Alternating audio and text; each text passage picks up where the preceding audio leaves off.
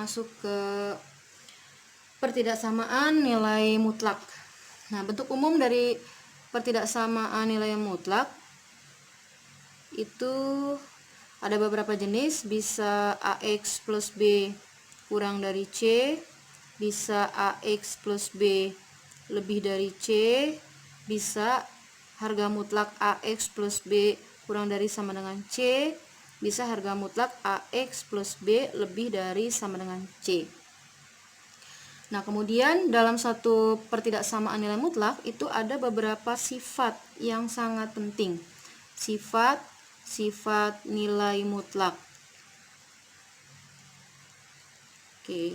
Nah, yang pertama itu sifatnya adalah jika harga mutlak X kurang dari A, ya. Jika dan hanya jika nanti penyelesaiannya X kurang dari A. Nah, gini cara mengingatnya, di sini tinggal tambahkan minus A kurang dari X. Kemudian sifat yang kedua, harga mutlak X kurang dari sama dengan A. Ini sama saja ya. Jika dan hanya jika, berarti di sini X kurang dari sama dengan A. Di sini kurang, nah gini, min A kurang dari sama dengan X kurang dari sama dengan A. Kemudian X, harga mutlak X lebih besar dari A, maka sifatnya adalah di sini X lebih besar dari A atau X kurang dari min A. Nah, cara mengingatnya yang kita tulis adalah yang belakang dulu. X lebih dari A, di sini X lebih dari A, berarti sisanya X kurang dari min A. Kalau ini X kurang dari A, berarti sini X kurang dari A, sisanya min A kurang dari X. Nah, gitu. Kemudian yang berikutnya adalah harga mutlak X lebih dari sama dengan A jika dan hanya jika X lebih besar dari sama dengan A atau X kurang dari sama dengan minus A. Kemudian lagi sifat berikutnya adalah harga mutlak X itu sama juga dengan akar dari X dikuadratkan. Ini jika dan hanya jika harga mutlak X dikuadratkan itu sama juga dengan X kuadrat. Gitu. Kemudian sifat yang keempat adalah jika harga mutlak Fx lebih kecil daripada harga mutlak Gx, berarti ini suatu fungsi ya. Jika dan hanya jika ini bisa kita kuadratkan. Jadi Fx kuadrat kurang dari Gx, nah ini kuadrat. Jadi kalau kiri sama kanannya mutlak, maka tinggal dikuadratkan. Begitu juga dengan yang lebih dari harga mutlak Fx ya, lebih dari harga mutlak Gx. Jika dan hanya jika, berarti ininya adalah Fx gitu ya, lebih dari misalkan gini Gx. Nah, seperti itu. Kemudian nah ada juga nih sifat untuk yang pecahan. Misalkan harga mutlak Fx lebih besar dibagi Gx. Misalkan di sini kurang dari A. Nah, kita bisa menggunakan sifat ini juga, cuman harus lebih berhati-hati dalam pengerjaannya karena namanya di sini ada penyebut suatu pertidaksamaan. Ini jika dan hanya jika harga mutlak Fx kurang dari A. Nah, ini kalikan harga mutlak Gx. A-nya bisa masuk ke dalam harga mutlak Fx kurang dari A dikalikan harga Gx. Nah, seperti itu. Dengan syarat sini A-nya lebih dari 0. Oke, sebagai contoh. Yang pertama adalah harga mutlak 1 min 2x lebih kecil dari sama dengan 3. Kalau kalian perhatikan, ini sama dengan sifat yang kedua. Sehingga kita buka mutlaknya menjadi 1 min 2x lebih kecil dari sama dengan 3. Dimana ini juga min 3 lebih kecil dari sama dengan 1 min 2x. Ini irisan Karena ini irisan kita pindahkan ruas. Ini jadi min 3, min 1 kurang dari sama dengan min 2x. Ruas kanan juga sama 3 min 1.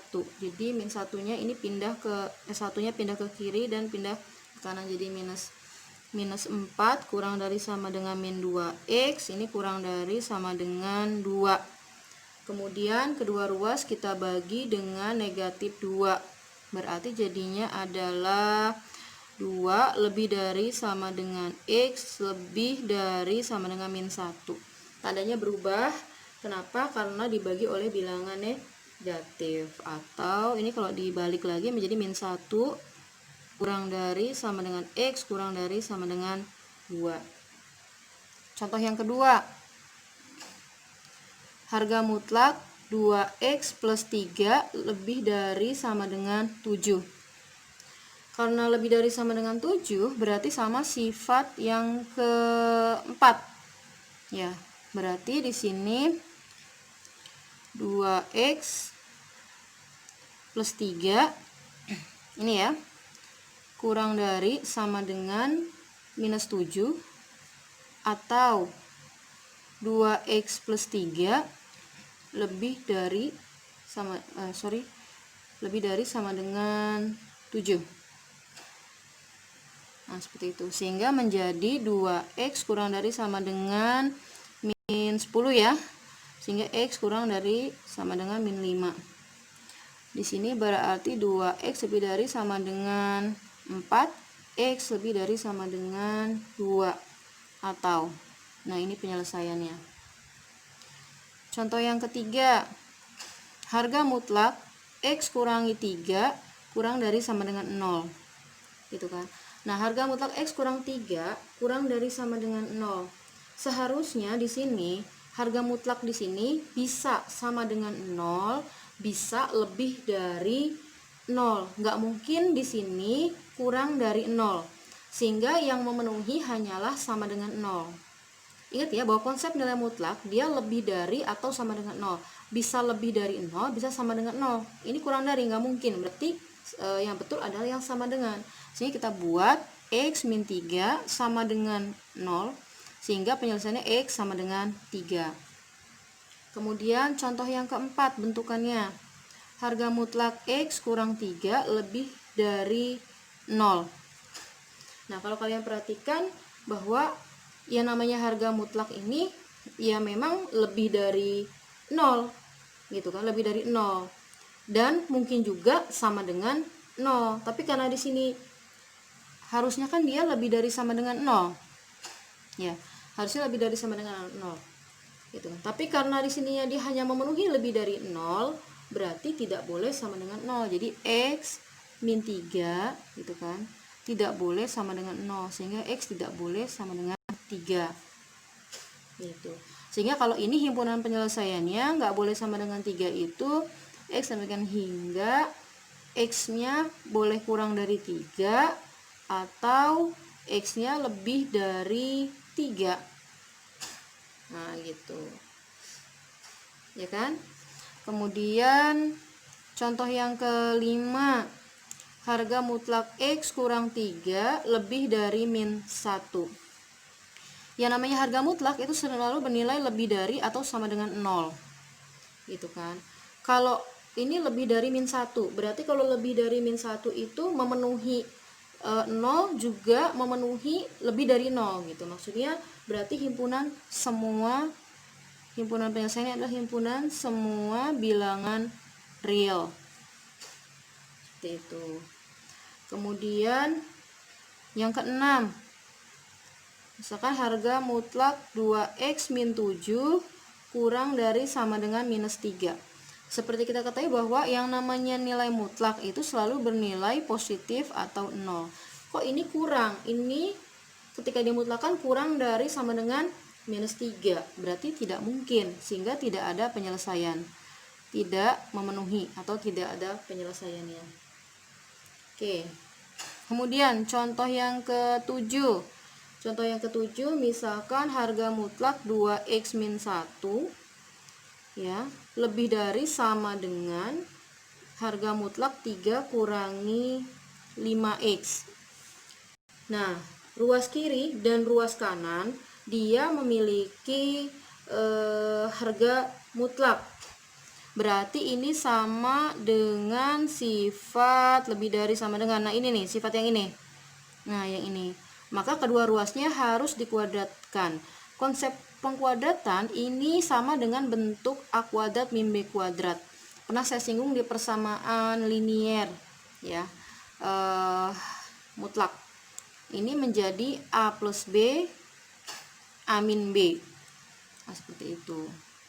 Sehingga ini menjadi, kita kuadratkan 2x min 1 kuadrat lebih dari sama dengan 3 min 5x. Ketika dikuadratkan, mutlaknya hilang.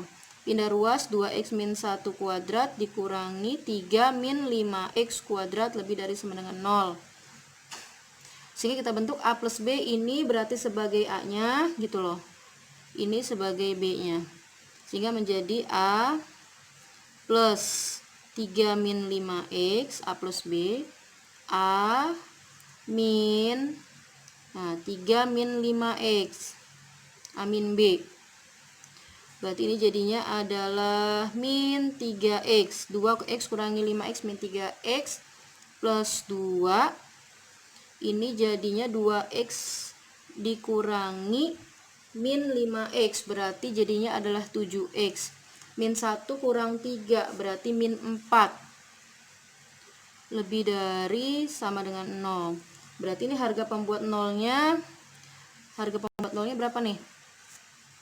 Harga pembuat nolnya adalah min 3x plus 2 sama dengan 0, min 3x sama dengan min 2, x sama dengan 2 per 3.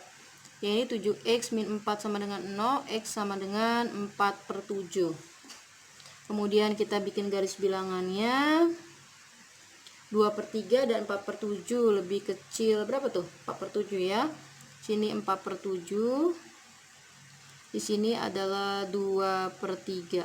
Ini bulatannya penuh karena menggunakan tanda sama dengan. Kemudian kita ambil sembarang titik uji di ruas kanan, tengah, atau kiri, bebas. Misalkan yang kanan kita ambil misalnya 1 gitu ya. 1 masukkan ke sini, min 3 tambah 2 ini negatif, ya kan. Yang ini 7 kurang 4 positif, negatif kali positif dia negatif. Berarti sini min, sini plus, sini min, selang-seling. Sini karena lebih dari sama dengan, berarti kita ambil daerah yang positif. Nah, seperti ini. Sehingga x-nya berarti di antara min 4 per 7, di antara 4 per 7 dan 2 per 3. Jadi himpunan penyelesaiannya adalah himpunan x 9 hingga 4 per 7 kurang dari sama dengan x kurang dari sama dengan 2 per 3.